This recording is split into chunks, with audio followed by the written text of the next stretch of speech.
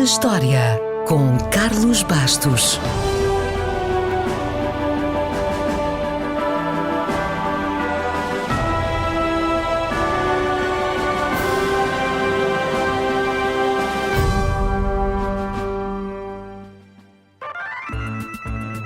A 18 de abril de 1924 foi publicado o primeiro livro de palavras cruzadas.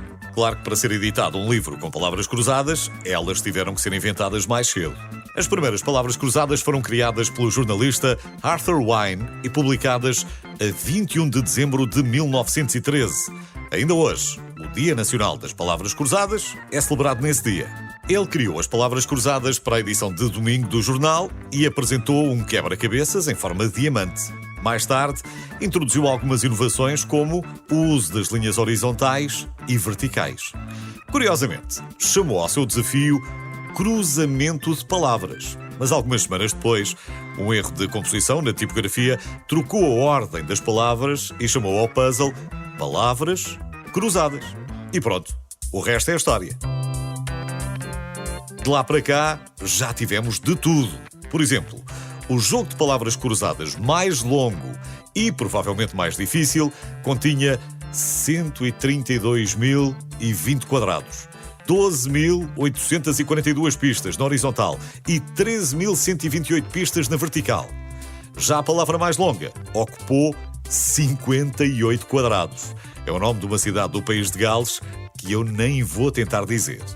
Curiosamente, também foi no mês de abril, mas em 2011, que um tal de Cory Newman pediu a sua noiva em casamento, com a cumplicidade do Washington Post e a ajuda das palavras cruzadas. As palavras cruzadas desse dia continham os seus nomes e na linha seguinte formavam a frase: "Queres casar comigo?" A resposta foi sim, e tanto quanto sabemos, continuam casados e a fazer palavras cruzadas em conjunto. No mundo ocidental, as nossas palavras cruzadas são muito semelhantes, mas por esse mundo fora há variações dependendo do país ou do alfabeto.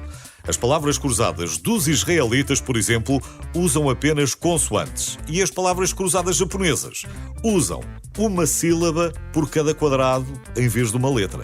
E já que falamos nos japoneses, não consta que eles se tenham preocupado muito com as palavras cruzadas durante a Segunda Guerra Mundial. Mas os europeus preocuparam-se e elas foram proibidas em França porque os nazis temiam que pudessem ser usadas para passar mensagens secretas ao inimigo. Esta história nunca foi provada, é apenas um mito. No entanto, é verdade que os serviços de criptografia da Grã-Bretanha recrutavam os futuros agentes através das palavras cruzadas do Daily Telegraph.